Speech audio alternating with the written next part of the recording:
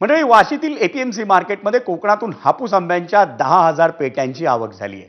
गुढीपाडव्याच्या मुहूर्तावर हापूस आंब्यांच्या या पेट्यांचं व्यापाऱ्यांकडून पूजन करण्यात आलं। या पेट्या कोकणातील सिंधुदुर्ग, रत्नागिरी आणि रायगड या तिन्ही जिल्ह्यांमधून आलेल्या आहेत।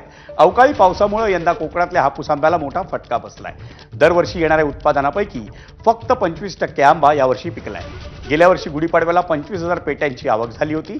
यावर्षी ती फक्त 10,000 पेट्यांवर आली आहे। त्यामुळे हापूस आंब्यांच्या किमती या गगनाला भिडल्यात। 5 डझनाच्या हापूस आंब्याची पेटी ही 3 ते 9,000 रुपयांना विकली जाते। दरम्यान आखाती देशांमध्ये सुरू असलेल्या युद्धाचाही फटका आंबा निर्यातीला बसलाय। त्यामुळे 50% निर्यात घसरली असून आंबा परदेशात पाठवण्यासाठी विमानाचं भाडंही वाढलेलं आहे।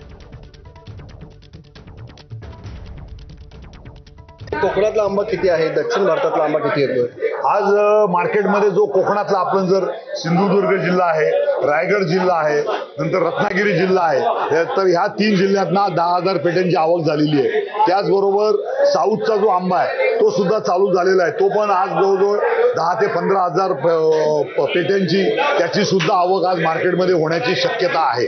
त्याच्यामुळे यंदा जे आंब्याचा जो मेन सीझन जो आहे तो एप्रिलच्या पहिल्या आठवड्यापासून चालू होईल आणि मग तो 15 मे पर्यंत मुबलक प्रमाणामध्ये आंबे मुंबई मार्केटला उपलब्ध होतील। मंडळी, मुंबई आणि ठाण्यात आज गुढीपाडव्याचा